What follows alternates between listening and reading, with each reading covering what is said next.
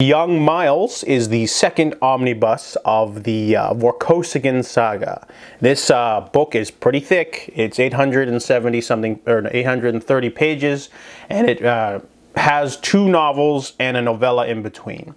So this one takes place after the events of the first book, and which is composed of two novels.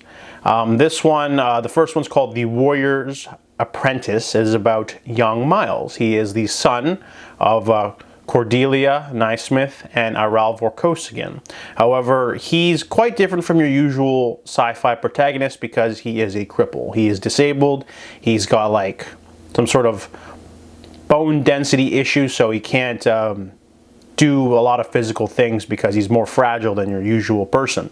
And because of this, he faces a lot of prejudice on Barrayar. They're all about, you know, there's still a lot of prejudice because they used to, you know, euthanize anyone with any genetic defect. So the nepotism is the only thing that keeps him alive, really. So he's trying to join the military so he can still sort of have that prestige for his Barrayarran side.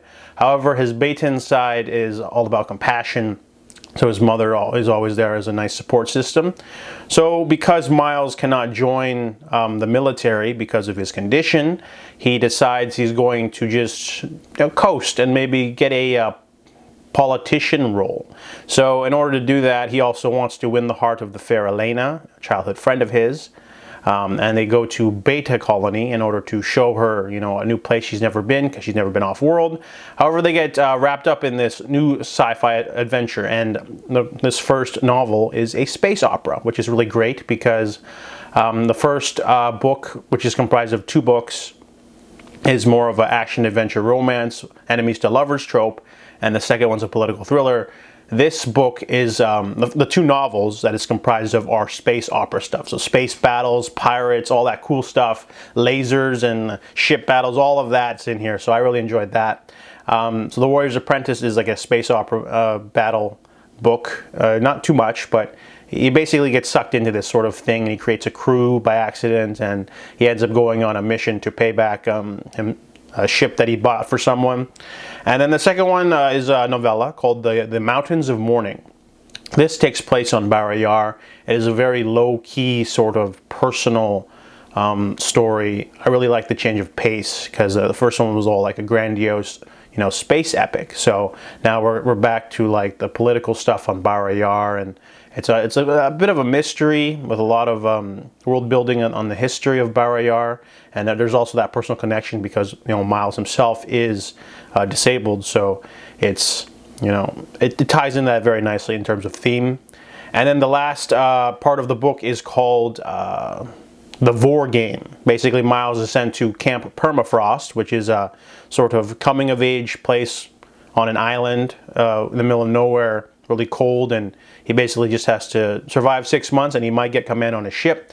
However, something goes wrong, he ends up on the other side of the solar system, another political thriller of sorts, with ship battles and politicking, and a really great villain, a really interesting antagonist, really great. It's different from the first one because they're both space opera-like stuff, but the second one's more higher stakes because of the sort of path he's going down. But this collection of novels and novella is excellent. It has a really good, strong characters.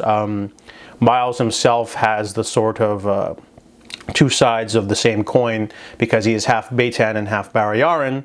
So he does have that, you know, want to be honor-bound, want to be, you know, loyal to his country, but he also has the Betan side of him, which is compassionate and more open-minded.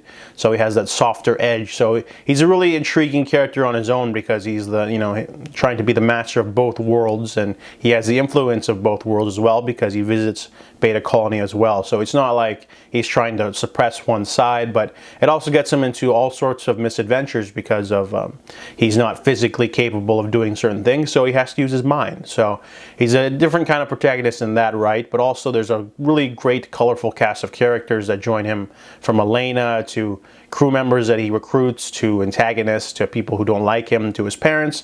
All sorts of crazy, zany things, and I just really enjoyed it. I'll definitely be checking out the rest. I believe there's like 4 or 5 more collection omnibuses, plus some smaller ones that I have to find. So I give, Young Miles a 5 out of 5.